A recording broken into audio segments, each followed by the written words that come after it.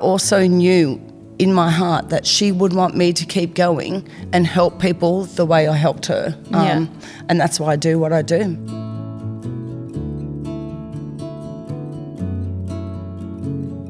I'm Christine. I'm the business manager for the New England region.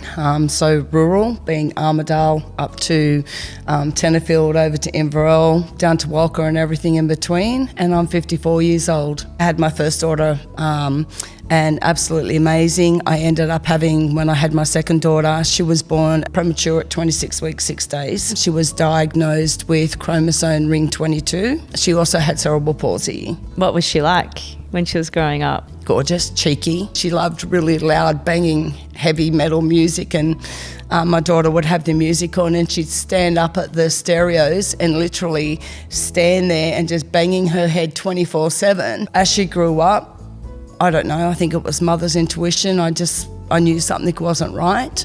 And then, she started fitting, having major epilepsy. It was 2 days prior to the Christmas before she passed away that she had a condition called Phelan-McDermott syndrome, 22q13 deletion.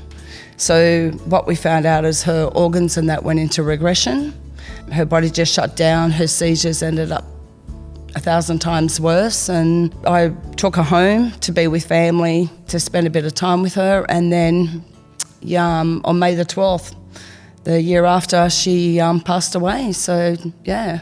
If you look at yourself as a person before you became a mum, and then if you look at yourself after going through an experience of losing a child, how do you think that has shaped you now? It has shaped me. For the first 12 months after my daughter passed away, I hated everything in life. And I mean everything. I threw myself into working 24/7. I never focused on what had happened.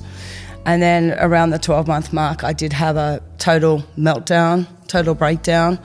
One day I just sat there and I just thought to myself, I can either make good out of this or I can make it bad. But I also knew in my heart that she would want me to keep going and help people the way I helped her. And that's why I do what I do. My ultimate goal ever since having my disabled daughter is to just advocate for people with illness, injury or disability. Do you live with a disability yourself? I do. About 18 months ago, I was diagnosed with Raynaud's, where my blood cells don't open up enough. So I just started to get really fatigued. I've got anemia now due to it.